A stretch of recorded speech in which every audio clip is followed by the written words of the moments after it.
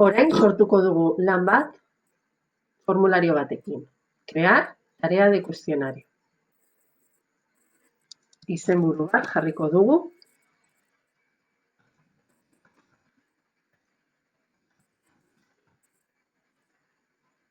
Eta hemen argibideak idatzi nahi baditugu idatzi.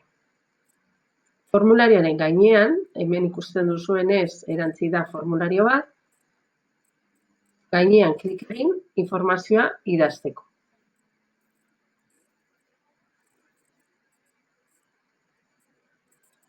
Izenburua idatziko dugu, tutorialak agertuko dira, oinaitziko ditugu. Eta hemen, banan-banan, galderak gehitzen joango gara.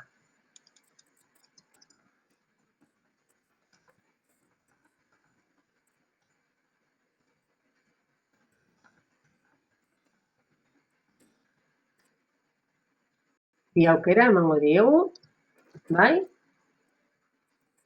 ez. Hemen, clave de respuestas, jarriko dugu zein den erantzun zuzena. Eta zenbat puntu balio duen galdera hau.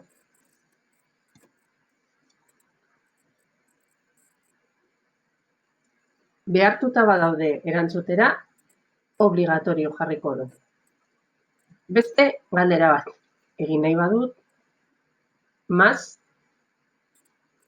gehituko dut.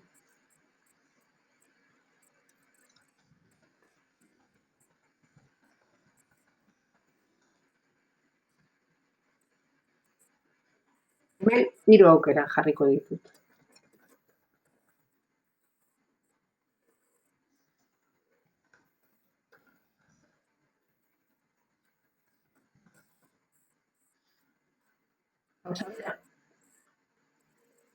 Erantzun zuzena aukeratuko dut, puntuazioa jarri, eta listo.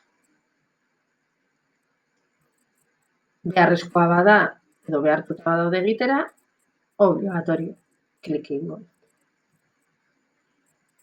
Hori egin ostean, demagun ditugula ja galdera guztiak, 10 galdera egin baditugu, bueltatzen gara gure Classroomera. Eta hemen, bakarrik falta zaiguna da programatzea formularioa. Noiz egingo duten formularioa edo ebaluaketa hau. Hemen, sortzen badut tarea zuzenean agertuko zaie, baina nik ez badut orain momentu honetan jarri, egingo dudana da, pestaina honetan jarri, programa. Eta lan hau agertuko zaie, adibidez, ostiral honetan, 10etan.